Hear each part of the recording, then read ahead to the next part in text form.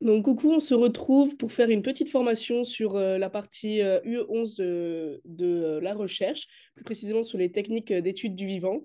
On va commencer du coup par voir un peu les techniques d'études de l'ADN, puis on fera une partie sur les techniques d'études des protéines. Tout d'abord, avant de commencer, on voulait vous signaler qu'on a des petites fiches qui ont été faites. Donc, il y en a une qui est dans votre poly IP, page 11, c'est sur les techniques d'études de protéines. Vous retrouverez au passage certaines informations sur les techniques d'immunoanalyse. Et il y a également une fiche sur les vecteurs et les plasmides qui a été un peu remise au goût du jour, qui existait déjà l'année dernière et qu'on a un peu améliorée. Donc, tout d'abord, sur les techniques d'étude de l'ADN, on va définir le génie génétique. Le génie génétique, c'est tout ce qui permet de modifier génétiquement des cellules. Pour pouvoir modifier génétiquement des cellules, il faut évidemment du matériel génétique. Et c'est pour ça qu'on ne va pas pouvoir modifier génétiquement des érythrocytes, parce qu'ils ne possèdent pas de noyau. Au niveau du matériel qu'on peut utiliser, on va pouvoir utiliser des cellules prokaryotes, donc les bactéries, tout ça. Quelles sont les particularités des cellules prokaryotes? Vous l'avez vu au premier semestre, elles n'ont pas les organites nécessaires à faire des modifications post-traductionnelles. Donc, en utilisant des cellules prokaryotes, on pourra uniquement faire produire en fait des protéines qui ne nécessitent aucune modification post-traductionnelle. On utilise les cellules prokaryotes pour analyser la fonction d'un gène. Donc, on inhibe l'expression d'un gène, on regarde ce qui change, et voilà, ce genre de choses. On peut également utiliser des cellules eucaryotes. Donc là, pour le coup, on va pouvoir faire produire des protéines, pardon, avec des modifications post-traductionnelles parce qu'il y a les organites pour, et on les utilise pour faire des modèles cellulaires et pour étudier, en fait, pour avoir des lignées d'animaux qui nous permettent d'étudier des pathologies. Donc, par exemple, des souris qui vont mimer en quelque sorte, par exemple, la polyarthrite rhumatoïde. Et le dernier outil qu'on peut utiliser en biotechnologie, ça va être les virus. Les virus, on les utilise en tant que vaccin. Ça peut être aussi un agent thérapeutique, donc ce qui nous permet de transmettre du matériel génétique à une autre cellule, et on l'utilise en recherche. Dans la cassette pour qu'elle puisse être fonctionnelle. Une fois que cette cassette a été intégrée dans le génome de la cellule, en fonction du promoteur et de l'ADN complémentaire, ça va pouvoir exprimer ou non une protéine en fonction de l'information qu'elle a dedans. L'information importante aussi à retenir ici, c'est le promoteur qui est associé à l'ADN complémentaire. En fait, ce promoteur, il contient des informations très importantes qui ne sont pas transcrites. Mais du coup, ça va donner des informations sur où va être exprimée la protéine en question, comment, quand et dans quel tissu, par exemple. Par exemple, on parle des promoteurs tissus spécifiques. C'est ce qui va déterminer où la protéine en question va être produite dans l'organisme dans la cellule dans laquelle vous avez injecté. Par exemple, je ne sais pas si c'est pas les diapos. Quoi? Je ne sais pas si c'est pas les diapos d'après. Non, je crois après. Par exemple, si on parle d'un promoteur spécifique, tissu spécifique, par exemple, si on prend une souris et qu'on met un promoteur tissu spécifique des oreilles de la souris, l'ADN complémentaire associé n'exprimera une protéine que dans les cellules des oreilles de la souris, qui correspond donc au promoteur. Il sera absolument silencieux dans toutes les autres, mais il sera quand même là. Il est là, mais il ne s'exprime pas. Le terminateur, son rôle, c'est pour arrêter la transcription de l'ADN complémentaire. C'est aussi important pour la stabilité de la cassette. Et s'il n'est pas là, quand même, la cassette n'est pas stable. Donc, c'est vraiment très important. Ensuite, ce qui est hyper important, ça va être les enzymes de restriction. Les enzymes de restriction, c'est ce qui va vous permettre de couper votre ADN. Donc, tout d'abord, comment ça fonctionne? Elles reconnaissent un site de restriction, une séquence semi-palindromique. Donc là, vous avez un exemple en anglais, sinon juste, vous avez le mot ressasser. C'est pour une séquence semi-palindromique, c'est qui va pouvoir se lire dans les deux sens. Donc, par exemple, le verbe ressasser, que vous le lisiez dans ce sens ou dans l'autre, vous lisez la même chose. Donc, vous avez un exemple ici. Ça, c'est une séquence semi-palindromique. Si vous lisez de 5' en 3' sur le premier brin, vous lirez la même chose de 5' en 3' dans l'autre brin. Donc, G, G, A, T, C, C, en 5' en 3', G, G, A, T, C, C. Elles vont couper de manière différente, comme on le voit juste là. On va avoir des enzymes de restriction qui coupent à bout franc, donc tout droit, en quelque sorte, et d'autres à bout collant, où en fait, ça va couper un peu comme ça. Pourquoi c'est important ça? Parce que en fait, le fait d'avoir des enzymes de restriction qui coupent à bout collant, elles vont avoir une complémentarité. En fait, deux bouts qui ont été coupés, deux fragments d'ADN qui ont été coupés par une enzyme de restriction, ils vont pouvoir se recoller avec d'autres fragments seulement s'ils ont été coupés par la même enzyme de restriction. J'ai un fragment d'ADN, je le coupe par l'enzyme de restriction 1, elle coupe à bout collant. Il y a une certaine forme qui fait que, en fait, par complémentarité, c'est un petit puzzle. On va pouvoir le mettre qu'avec un fragment qui a été coupé par la même enzyme de restriction. Donc, vraiment, à retenir que deux fragments qui se lient, c'est seulement parce qu'ils ont été coupés par la même enzyme de restriction. Il y a juste une petite exception à ça, c'est dans le cadre des enzymes de restriction qui coupent à bout franc. Parce que vous voyez bien que quand on coupe à bout franc, on n'a pas ce petit puzzle comme on peut le voir ici. Et donc, du coup, en fait, si je coupe avec une enzyme de restriction 1 et une enzyme de restriction 2, et que toutes ces deux enzymes de restriction, elles coupent à bout franc, elles vont faire deux fragments comme ça. Et en fait, les fragments, même si ça n'a pas été coupé par la même enzyme de restriction, en fait, on va pouvoir les relier avec des ligases. Ça, c'est en fait des enzymes de restriction qui sont compatibles. Du coup, on va le recoller dans une autre plasmide. Oui. Il faudra justement les mêmes enzymes qui ont coupé. Oui. C'est deux enzymes différentes ou ça peut être une des deux enzymes juste. Oui. Je ne suis pas sûre de comprendre ta question. Mais dans tous les cas, quand on va les recoller, il faut que ce soit les mêmes enzymes qui les ont coupées pour les recoller. Oui, c'est ça. Sauf si vraiment on te dit clairement que les enzymes sont compatibles et que du coup, même si elles sont différentes, tu vas pouvoir les utiliser toutes les deux pour recoller deux morceaux. Ok, que ce soit à bout collant ou à bout. Oui. Et il faut ajouter à cette notion d'enzyme de restriction la notion d'insertion orientée et non orientée. Donc, une insertion non orientée, c'est ce qui va se passer quand on utilisera en fait deux mêmes enzymes pour couper un fragment d'ADN. J'ai un fragment d'ADN, je le coupe avec les deux mêmes enzymes et je veux l'insérer dans un nouveau plasmide. Il faut bien comprendre que ici, comme j'ai utilisé la même enzyme, elle a coupé de la même manière à chaque fois. Il y a eu le même motif. Et donc, du coup, une fois que je devrais l'insérer dans mon plasmide, elle va pouvoir se mettre dans un sens ou dans l'autre. Voilà, vous avez le petit schéma ici pour le comprendre, mais l'insertion peut se faire dans les deux sens. Est-ce que c'est compris ça? Et au contraire, lorsque vous utilisez deux enzymes de restriction qui sont différentes, les motifs qui seront là et là, avec mon enzyme de restriction 1 et mon enzyme de restriction 2, ce ne seront pas les mêmes motifs. Et donc, du coup, ici, j'ai mon plasmide. Là, ça va pouvoir s'insérer. Mais si j'essaie de le mettre dans l'autre sens, en fait, je vais avoir une incompatibilité au niveau des sites et ça ne pourra pas s'insérer dans les deux sens. Donc ça, c'est hyper utile, cette notion, notamment dans le cadre de la traduction. Parce que lorsqu'on a une insertion non orientée, le fragment qu'on insère, il va pouvoir se mettre du coup dans le bon sens et dans le mauvais sens. Le bon sens, c'est lequel? C'est celui qui permet la traduction. C'est-à-dire qu'on va avoir la séquence ATG et le codon stop. On va pouvoir coder comme il faut. Mais si on l'insère dans le mauvais sens, on va commencer par avoir le codon stop et on ne pourra pas faire de traduction. Je ne sais pas si tu veux ajouter quelque chose là-dessus. Non, pas particulièrement. Est-ce que c'est compris là-dessus?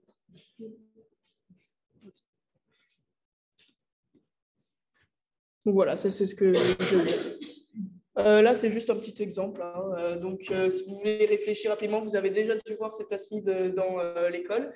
Mais si là, par exemple, je ne sais plus ce que c'était. Ah oui, si on veut faire exprimer la protéine P juste ici et qu'on veut la faire exprimer par uniquement des cellules tumorales.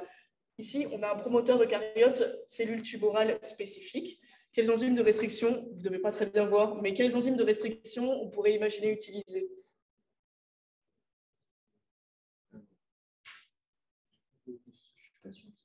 Ouais, je ne suis pas sûre que vous voyez super bien.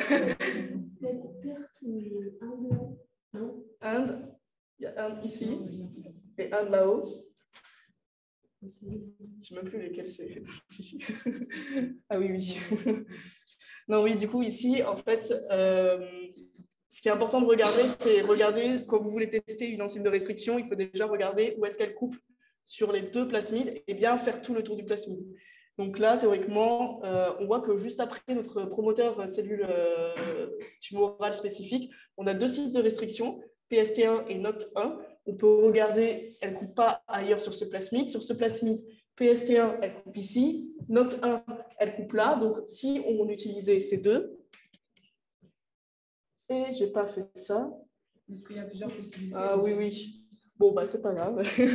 Non, mais si j'utilisais du coup avec NOCT1, je prendrais ce fragment et je pourrais l'insérer juste devant le promoteur eucaryote. Voilà. Bon. Oui, vas-y, bien sûr. Du coup, par rapport à ça, j'en profite pour faire une petite mise au point là-dessus, parce que souvent, on pose des questions par rapport à ORI. ORI, vous l'avez vu en génome, c'est le régime de réplication. Du coup, souvent, vous confondez réplication et transcription, et vous ne comprenez pas pourquoi on doit prendre la partie qui ne contient pas ORI quand on la met dans notre plasmide. Donc, typiquement, là, si on prend une partie entre PST1 et IN3, donc sur la diapo, sur cette diapo, typiquement, on pourrait se demander si on prend cette petite partie ou cette grande partie. Donc, pour savoir laquelle des deux on prend, il faut prendre celle qui ne contient pas ORI. OK ? On prend celle qui ne contient pas ORI, et c'est mieux de comprendre pourquoi. C'est-à-dire que si là, je prends cette petite partie, que je la mets dans ce plasmide, vous voyez qu'il y a déjà une séquence ORI.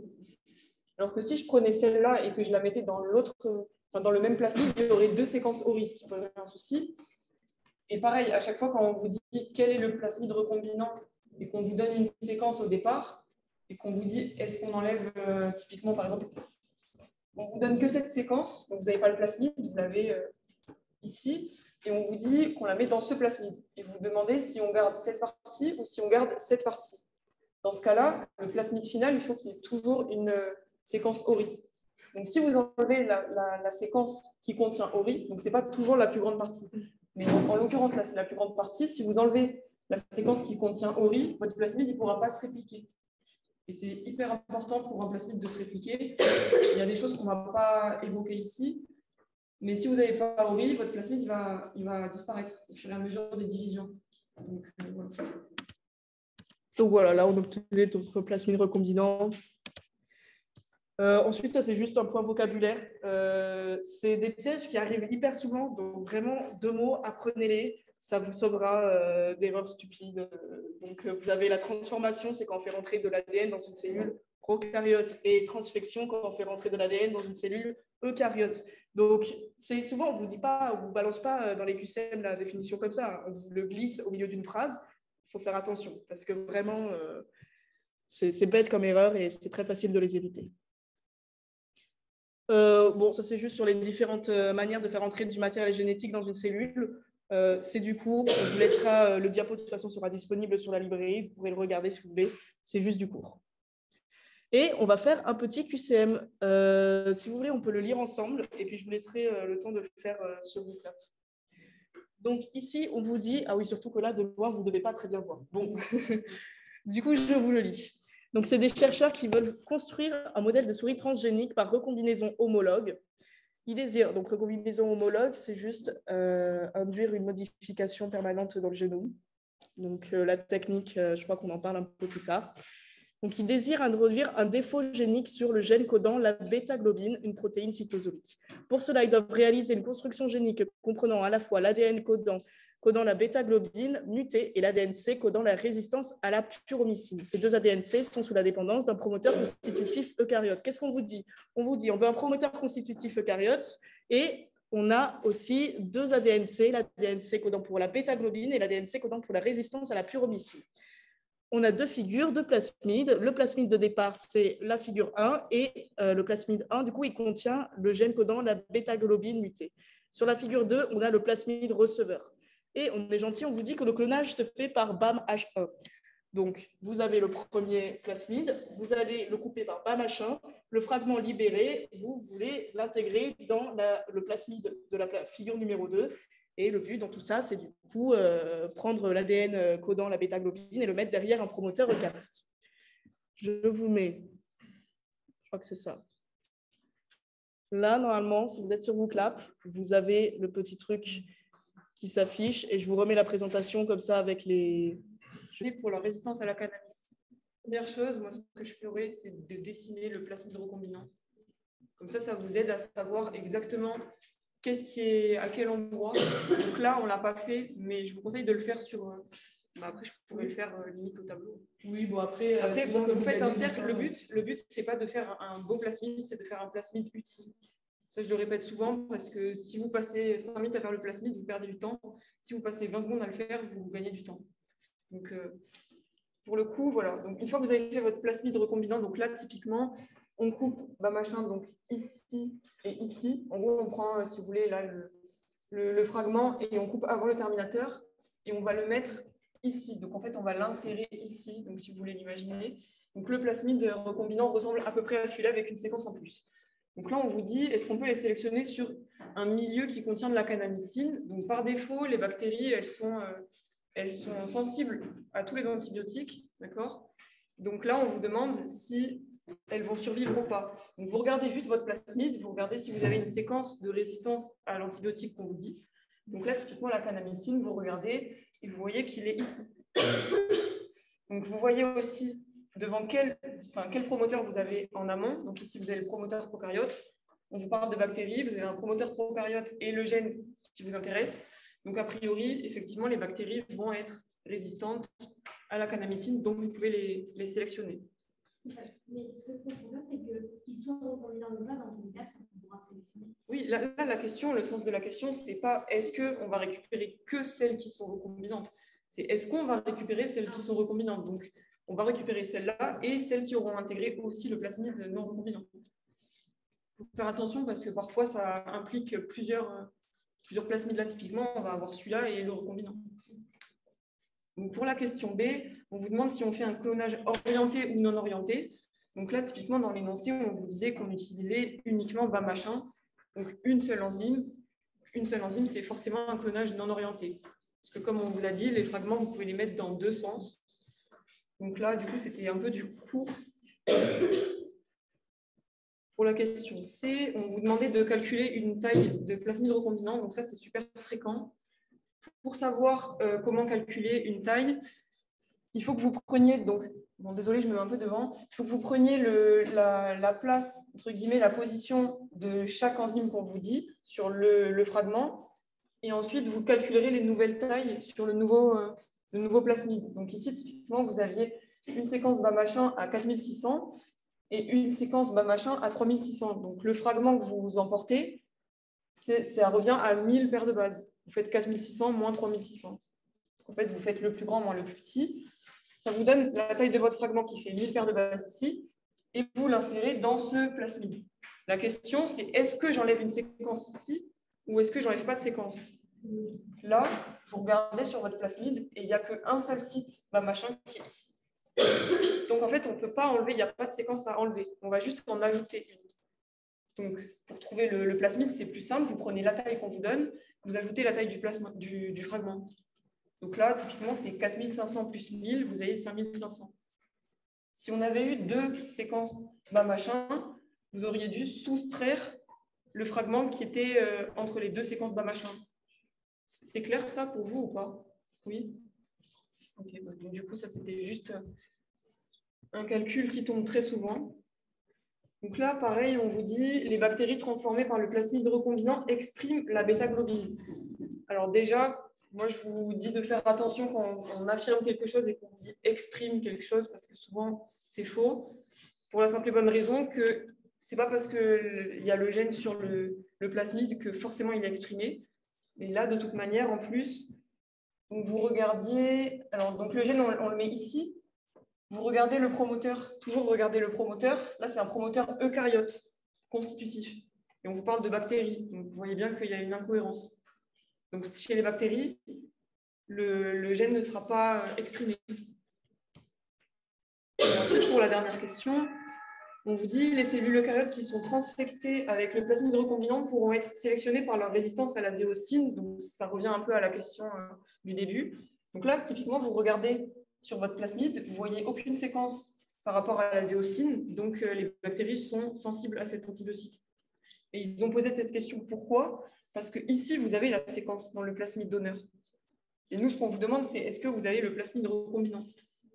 La réponse, c'est que vous n'avez pas le plasmide recombinant, vous n'avez que le plasmide donneur. Est-ce que c'est bon pour ceux qui s'aiment? Bon, génial. Ok, donc la partie d'après, ça concerne le séquençage selon Sanger. Alors, ça nécessite plusieurs éléments. Là, donc, évidemment, l'ADN à séquencer, mais aussi, il faut que vous ayez dans votre solution des amorces, une ADN polymérase pour pouvoir faire le séquençage, des désoxyribonucléotides et des di-désoxyribonucléotides. Celles-là, c'est des désoxyribonucléotides particulières parce qu'en fait, elles sont souvent, on accroche une partie qui est radioactive dessus pour qu'on puisse les suivre, en fait.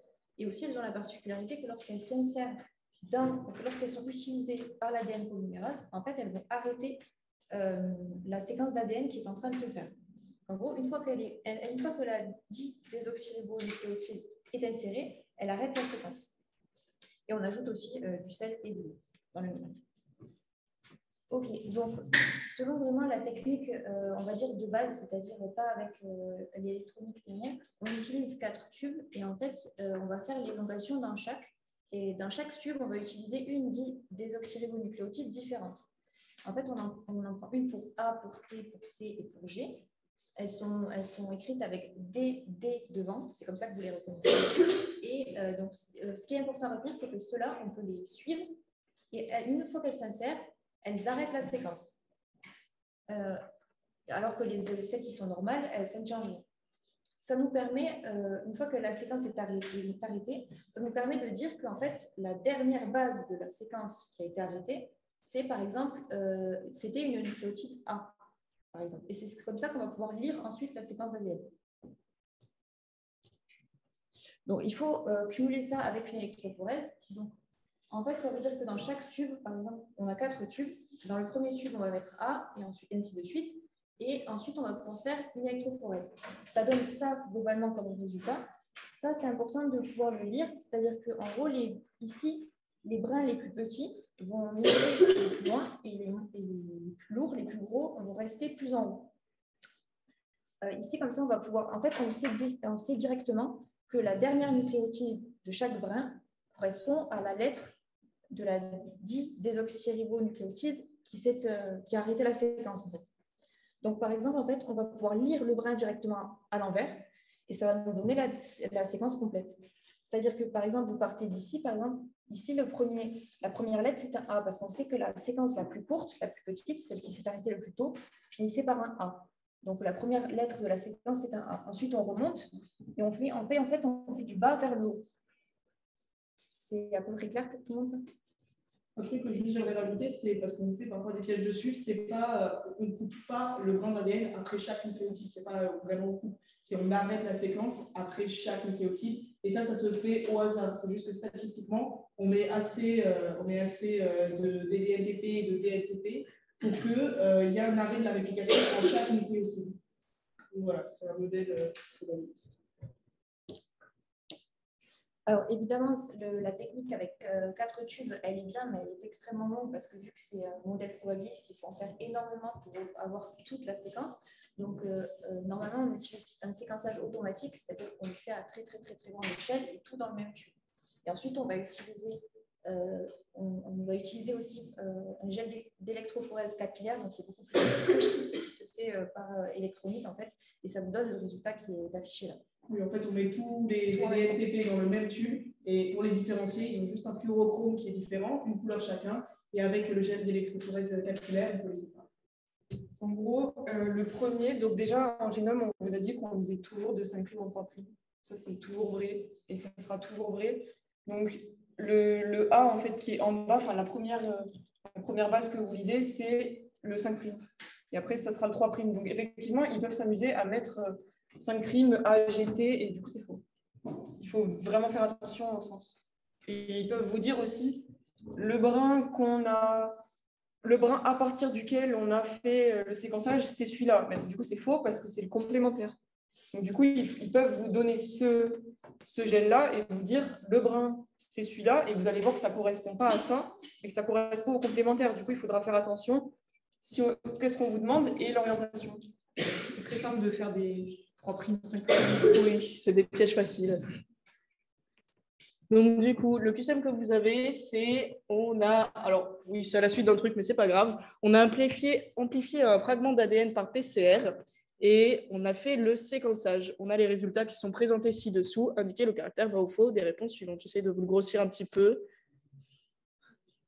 C'est vraiment une qualité magnifique. Item B, le séquençage consiste à synthétiser des brins d'ADN de différentes tailles c'est le principe, effectivement. On synthétise des brins de différentes tailles, voilà, jusqu'à avoir toutes les tailles possibles. Item C, le séquençage selon Sanger consiste à couper l'ADN nucléotide après nucléotide et à les analyser afin de connaître leur enchaînement. Archi faux, oui, c'est ce qu'on a dit juste avant. On synthétise seulement les brins de différentes tailles. Item D, la séquence du brin synthétisé est 5' A, G, T, T. On ne va pas aller jusqu'au bout, mais on regarde notre petit truc ici. A, G, T, T, la caméra ne peut pas, A, C. Voilà, donc effectivement, de 5' en 3', la séquence du brin synthétisé, on vérifie bien qu'on parle du brin synthétisé. Donc celui que l'ADN polymérase a synthétisé. Donc l'item D est bien vrai. Et item E, on vous dit la séquence du brin matrice est 5', blablabla. Le brin matrice, du coup, c'est quoi? C'est le brin qui sera complémentaire au brin synthétisé. Donc, on savait que cet item D, il était vrai. Le brin complémentaire au brin synthétisé, ça va être 5', G, C, etc. Et ça correspond bien au brin qui est ici. Est-ce que ça va là, pour passer d'un brin complémentaire pour voir un peu leur complémentarité ou pas? C'est bon pour ce QCM. Bon, maintenant la transgénèse. On a bien regardé comment faire des jolis plasmides, comment les intégrer, mais on n'a pas vu qu'est-ce que ça faisait au génome de la cellule ou de l'individu auquel on va transfecter ou transformer. Donc tout d'abord, la notion de transgénèse, ça fait référence à une modification permanente du code génétique. On a mis en gras permanent parce que ça peut tomber dans les pièges, peut être dans les QCM, ils peuvent essayer de piéger sur ça. C'est quelque chose d'assez basique. Il faut vraiment garder en tête que la transgénèse, ça va rester tout au long de la vie de l'individu et ça peut, mais pas dans tous les cas, être transmis à sa descendance et donc créer ce qu'on appelle une lignée transgénique. La transgénèse, ça va nous permettre, comme on avait dit au début, de produire des protéines recombinantes, des modèles animaux de pathologie. Ça, normalement, vous savez. On a deux méthodes de transgénèse. La première, c'est la transgénèse additive. On va la pratiquer sur des ovocytes fécondés. Donc, ce sont des cellules où il y aura deux pronucléus, le pronucléus mâle et le pronucléus femelle. La plupart du temps, on va injecter le matériel génétique dans le pronucléus mâle. Ça, je ne crois pas que ce soit encore au programme actuellement. Voilà, corrigez-moi si je vous dis une bêtise. Si ça ne l'est pas, vous embêtez pas à l'apprendre. Voilà, c'est pour votre culture générale. On ne sait pas si l'individu a intégré le transgène.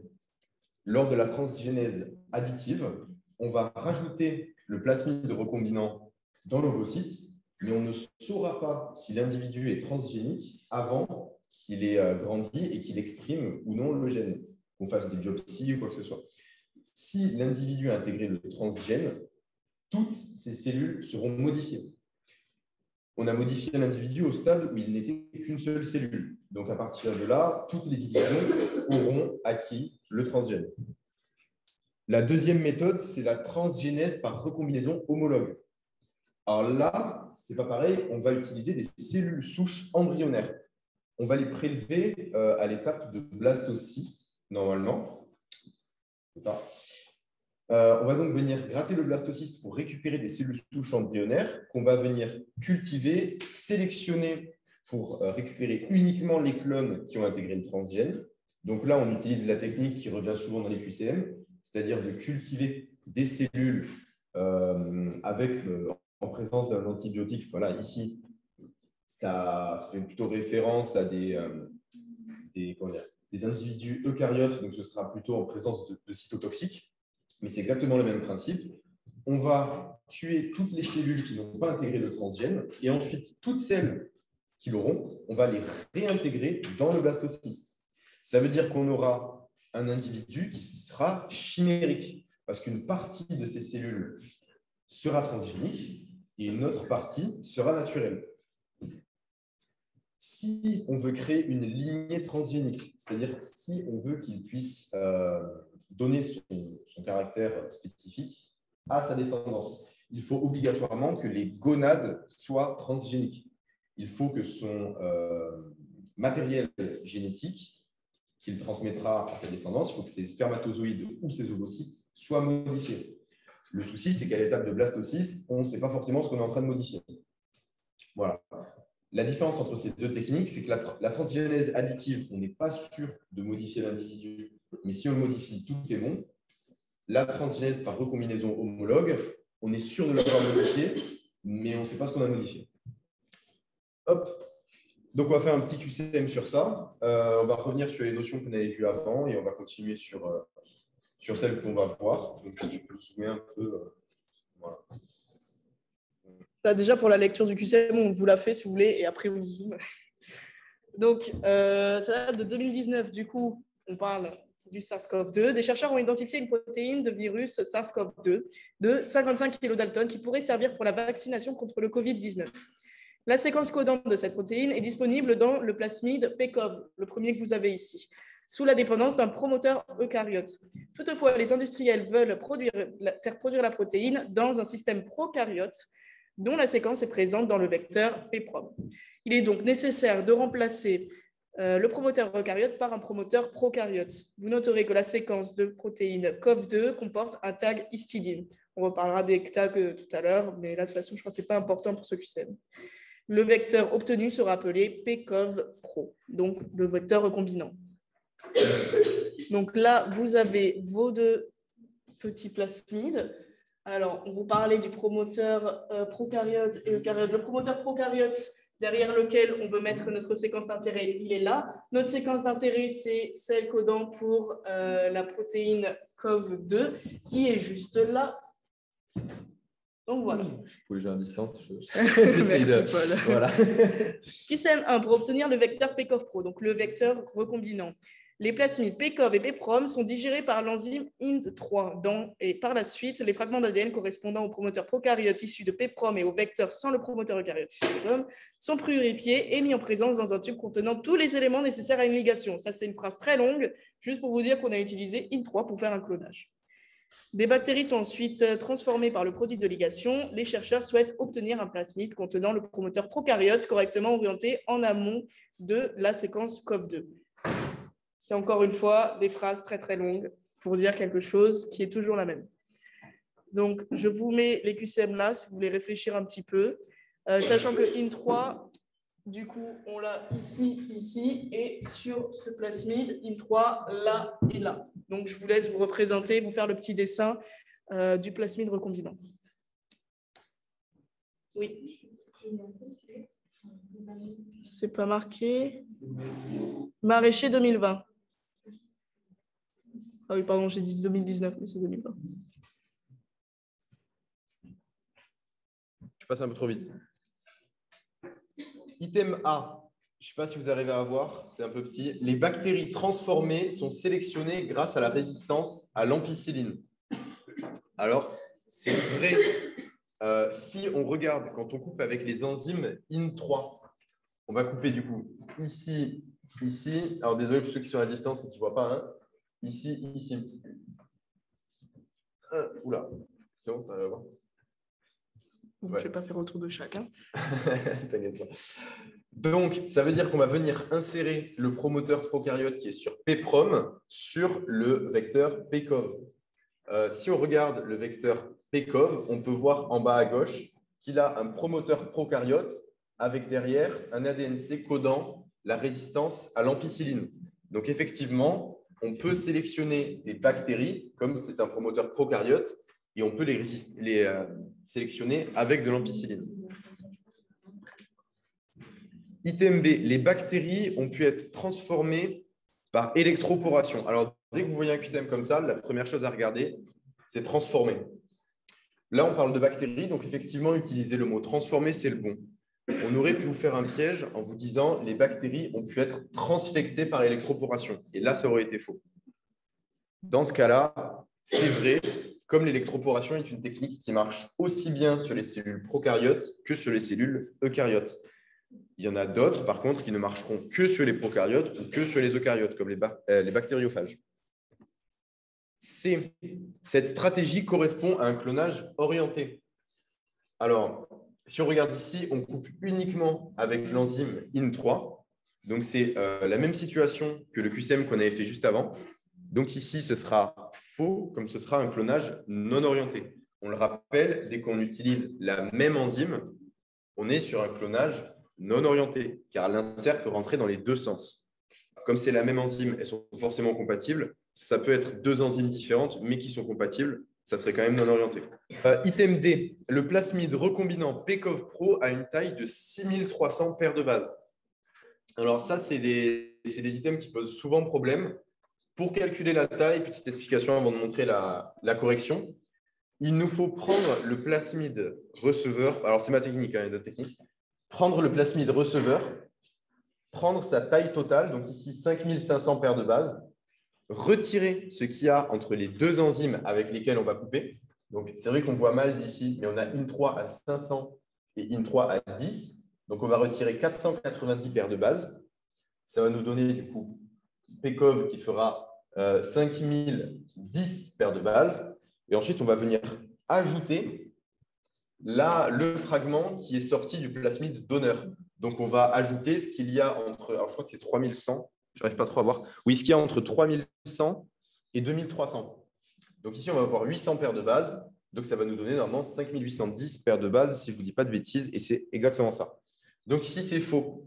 Alors là, ici, ils ont essayé de vous piéger parce qu'il y en a beaucoup qui vont oublier de retirer les paires de bases entre les enzymes sur le plasmide receveur. Voilà, il faut vraiment penser à les retirer. Est-ce que c'est clair pour tout le monde, ça? Super. QCM, enfin item E, le plasmide PCOV Pro peut être utilisé pour produire COV2 chez les eucaryotes et chez les prokaryotes. Alors ici, si on regarde l'ADN-C codant COV2, alors il faut penser qu'on remplace le promoteur constituant eucaryote par un promoteur codant un promoteur prokaryote. Ça veut dire qu'ici, l'ADN-C codant COV2 ne sera exprimé que chez les prokaryotes. Donc cet item est faux. Voilà. Il faut penser qu'on va remplacer. Alors dans tous les cas, je ne sais même pas si c'est possible d'avoir un ADN qui est exprimé chez les deux. Enfin, je ne sais pas s'il y a des techniques pour ça. On se posera la question plus tard. Oui, vous posez la question si vous faites BCP. Et on ne va pas faire ce QCM, je suis désolée, vous l'aurez sur la librairie avec la correction détaillée. Mais si on veut vous faire tout le diapo, on reviendra dessus si on a le temps à la fin. Mais on va passer plutôt du coup maintenant aux techniques d'étude des protéines. Déjà, il n'y avait pas de questions sur cette première partie, pas de trucs qui restent incompris. Bon, bah, génial. On vous loupe encore des diapos. Tout ça, c'est des trucs. C'est sur la purification de l'extraction des protéines. C'est du cours. Donc, vous l'avez sur la librairie. Et s'il y a des questions, n'hésitez pas à nous les poser sur le forum. Donc, pourquoi c'est tout décalé? C'est vous qui avez fait ça, modifiant le diapo. Bon, bah, désolé, c'est décalé. On va vous parler de la chromatographie. Je te laisse, Caroline. Alors, du coup, une des techniques pour purifier un ensemble de protéines, c'est notamment la chromatographie. En cours, on va vous parler des différentes techniques, donc ça, on en parlera tout à l'heure. Mais globalement, ce qu'il faut retenir par rapport au mode de fonctionnement, c'est que ça utilise toujours une colonne qui va retenir différentes protéines en fonction de sa nature. Ce qu'il y a à retenir, c'est déjà les différents éléments qu'on va de cette expérience, par exemple. La charge, c'est quelque chose qui est important à retenir parce que parfois, on peut vous demander ce que c'est en QCM. C'est la phase mobile, en gros, c'est ce que vous versez sur votre colonne. C'est l'extrait protéique en entier, les protéines qui ne sont pas séparées. Ensuite, vous avez forcément votre colonne avec la phase, ce qu'on appelle la phase stationnaire, c'est la phase qui va forcément traverser votre colonne. Et enfin, les fractions recueillies. Vous allez avoir la fraction non retenue, c'est-à-dire c'est la fraction de votre mélange qui va traverser la colonne sans être retenue, sans accrocher la colonne. Et ensuite, vous allez avoir les molécules élevées, c'est-à-dire les différentes molécules qui vont venir se coller à la colonne, et ensuite que vous allez pouvoir décrocher au fur et à mesure, mais ça veut dire que vous allez pouvoir celle-là les trier. Oui. Tu peux répéter ce qu'est une phase stationnaire? Alors, la phase stationnaire, en gros, tu vois, tu as ta charge. Ta charge, c'est ton mélange en entier. Et à partir du moment où tu le verses sur ta colonne, ta phase stationnaire, c'est vraiment, en gros, ton mélange qui va descendre sur ta colonne et c'est le moment de triage, entre guillemets, où tu en as certaines qui vont rester collées et d'autres qui vont descendre. Ce n'est pas vraiment hyper important puisque le plus important, c'est vraiment la charge et la fraction retenue et ce qui est non retenu et ce qui est retenu justement. Mais tu comprends la phase stationnaire, si ça bouge, c'est un peu... Ouais. La phase stationnaire, en fait, c'est ce qui retient les protéines. Donc, par exemple, ça va être la colonne de cation dans une colonne échangeuse d'anions. Voilà, solution de lavage, solution d'élution. Ouais, du coup, la solution d'élution, en gros, c'est ce que vous allez verser. Et ensuite, vous allez après ça, vous allez pouvoir recueillir les différentes... C'est ce qui permet de faire lâcher les protéines qui sont accrochées sur la phase stationnaire. Donc ensuite, on a différents types de chromatographie. La première, il y a la chromatographie échangeuse d'ions.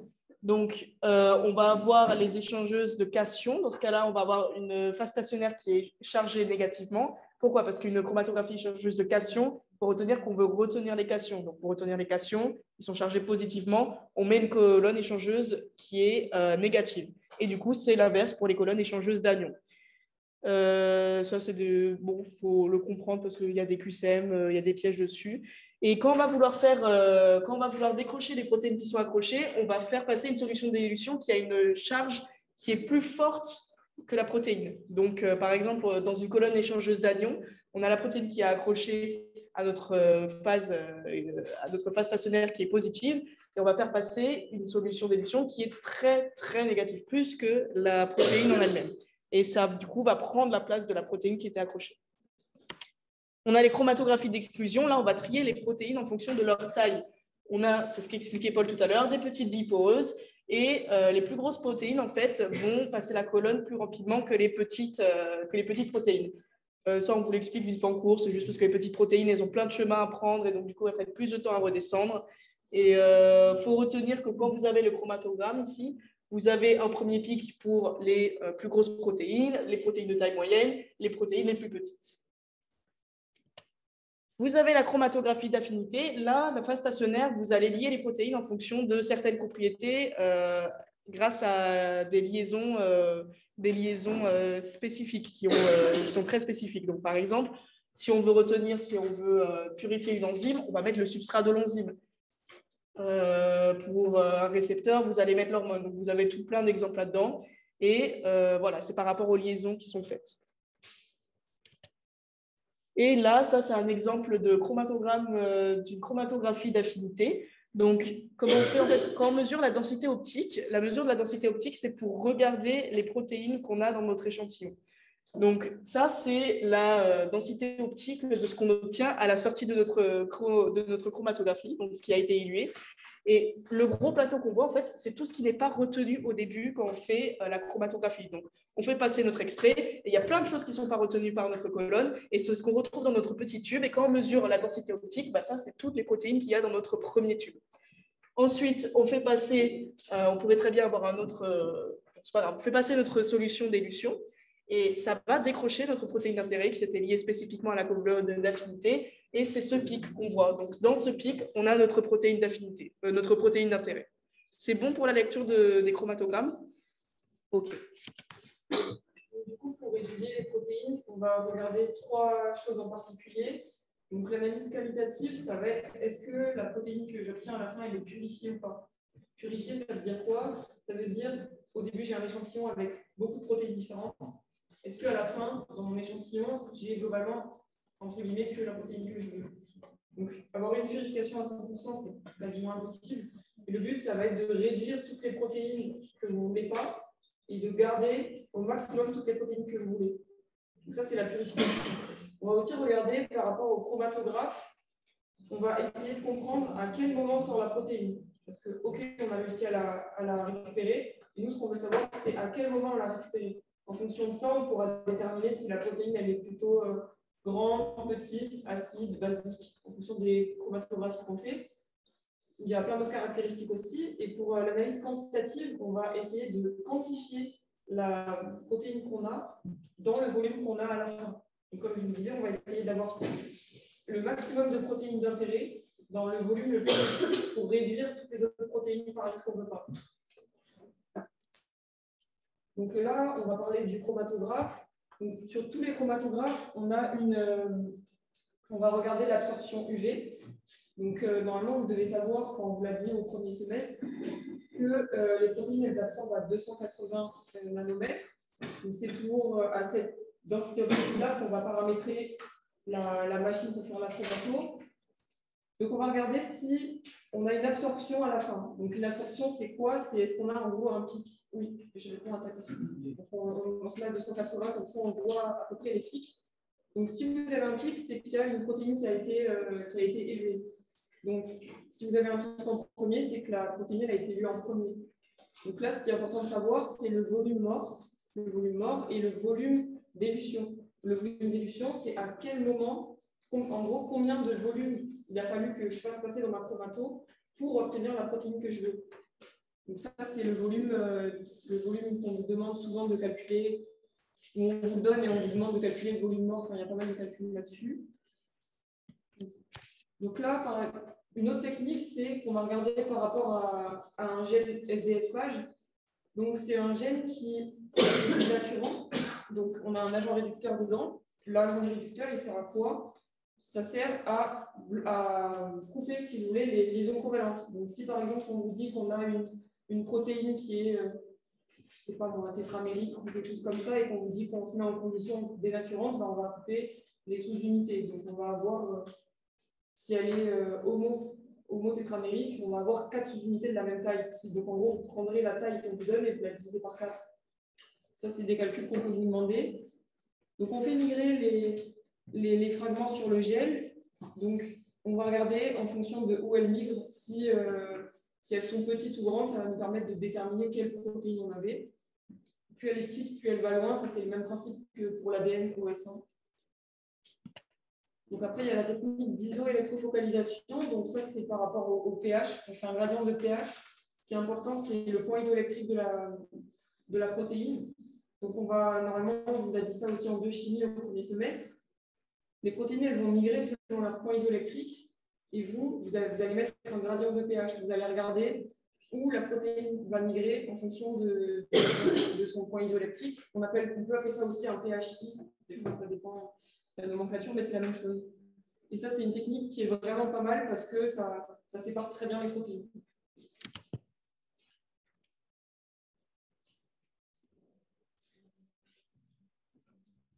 Ok, donc au niveau de l'analyse quantitative, la première des techniques, ça va être d'observer l'activité des protéines. Alors, c'est un peu abstrait, il faut s'accrocher.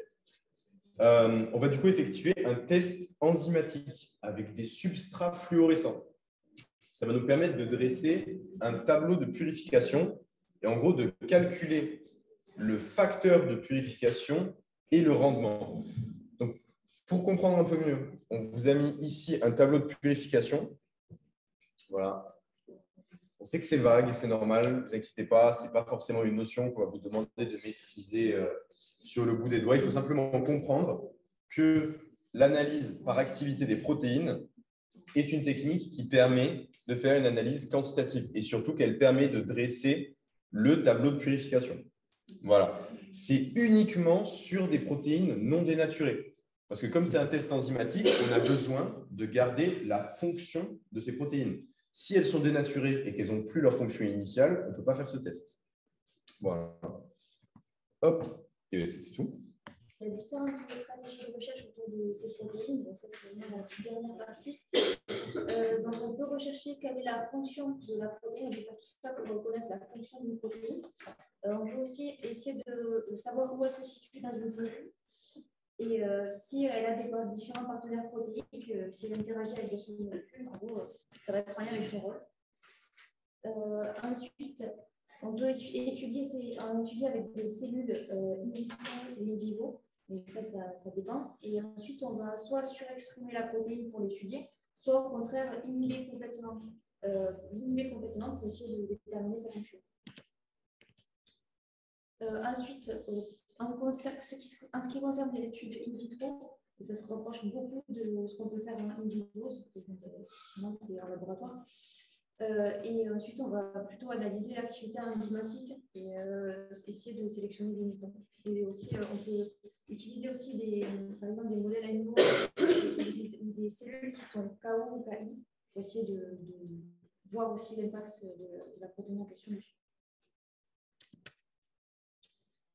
Enfin, on peut faire une étude en utilisant des anticorps. Ça, c'est plutôt, comme c'est marqué, c'est plutôt développé dans les U11. U8, du coup. Oui, mais... oui, voilà, on le verra un peu plus en détail.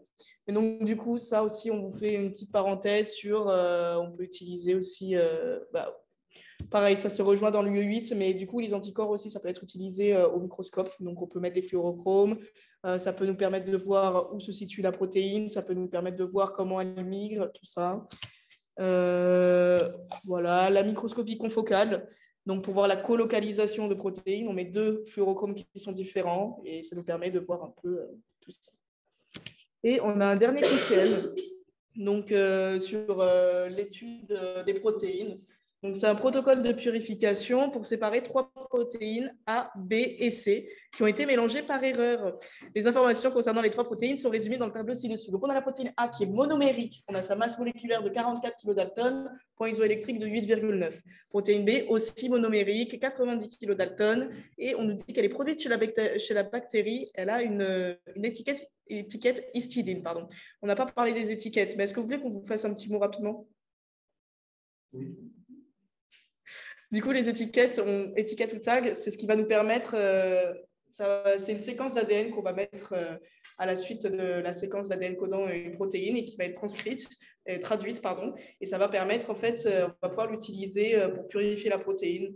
Ça va nous permettre de la repérer notamment parce que l'avantage d'une étiquette, c'est qu'on connaît sa séquence et donc on va avoir des anticorps qui sont spécifiques de l'étiquette. Et quand une protéine, on ne la connaît pas très bien, le fait qu'on lui ait collé une étiquette, ça nous permet de faire tout ce qu'on veut parce que si on voit l'étiquette, c'est qu'on voit la protéine. En gros, c'est ça. Et ensuite, on a la protéine C qui est formée par 2 polypeptides de 100 et 60 kDa qui sont reliés par un pont disulfure, point isoélectrique de 4. Je vous laisse regarder les QCM vite fait. Est-ce que c'est assez gros? On peut toujours grossir un petit peu.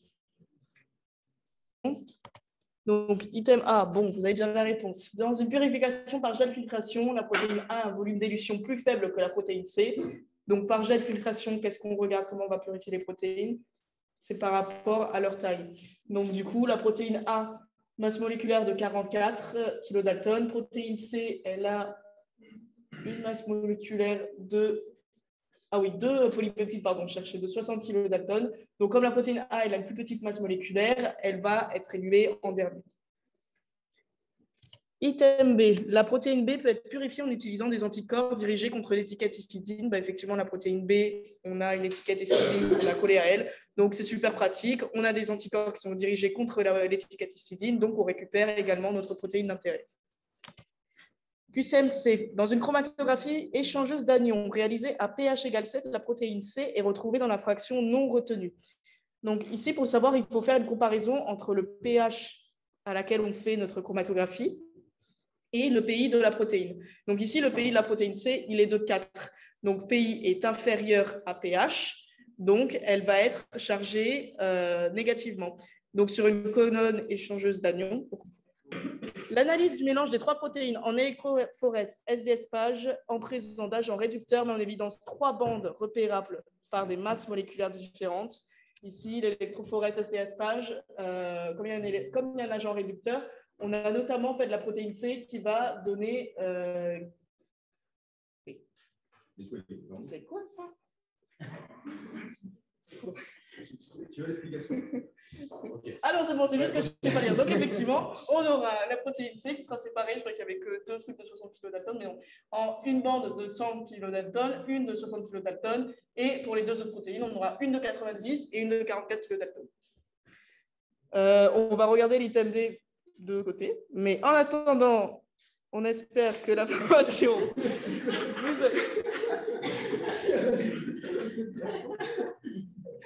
vous a plu. On vous invite à faire le petit QR code de satisfaction